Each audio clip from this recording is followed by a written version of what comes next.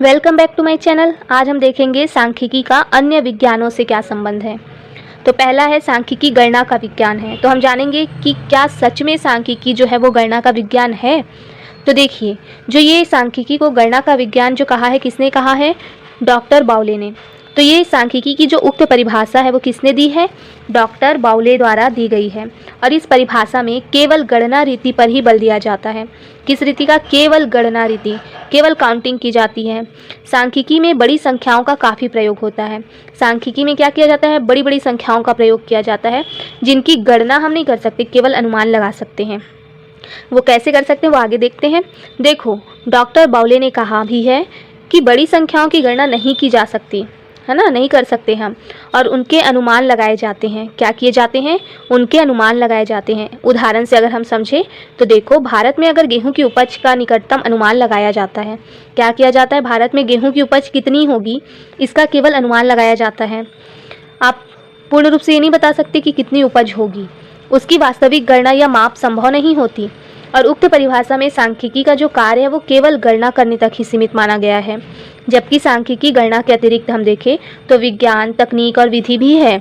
अतः डॉक्टर बाउले द्वारा जो दी गई परिभाषा है उसको पूर्ण या स्पष्ट नहीं माना जा सकता।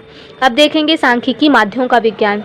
तो जानेंगे कि क्या सांख्यिकी माध्यमों का विज्ञान है, और है तो कैसे, और नहीं तो क्यों।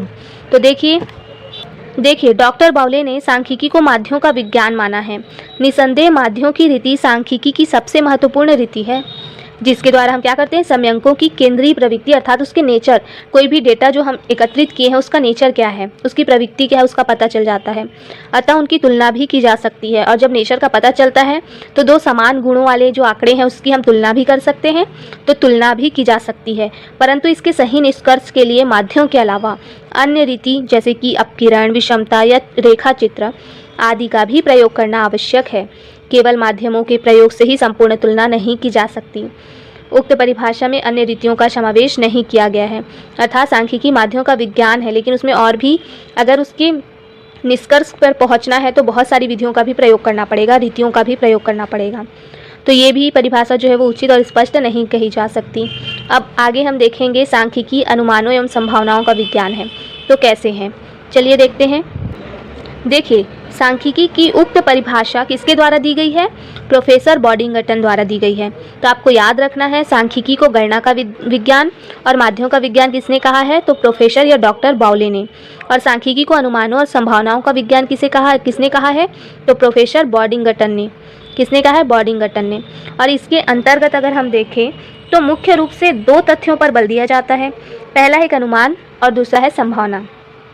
बॉडिंगटन ने इसके द्वारा ये स्पष्ट किया है कि सांख्यिकी में जब अनुसंधान का क्षेत्र अत्यधिक विस्तृत होता है, अर्थात जिस क्षेत्र में हमको रिसर्च करना है वो क्षेत्र अगर बड़ा है, विस्तृत है, तथा वास्तविक समयांकों अर्थात जो डेटा है उसकी गणना करना संभव नहीं होता। वास्तविक जो आंकड़े हैं वो हम एकत्रित नहीं कर पाते हैं, जो डेटा है वो हम नहीं कर पाते हैं, क्या? गणना नहीं कर पाते हैं।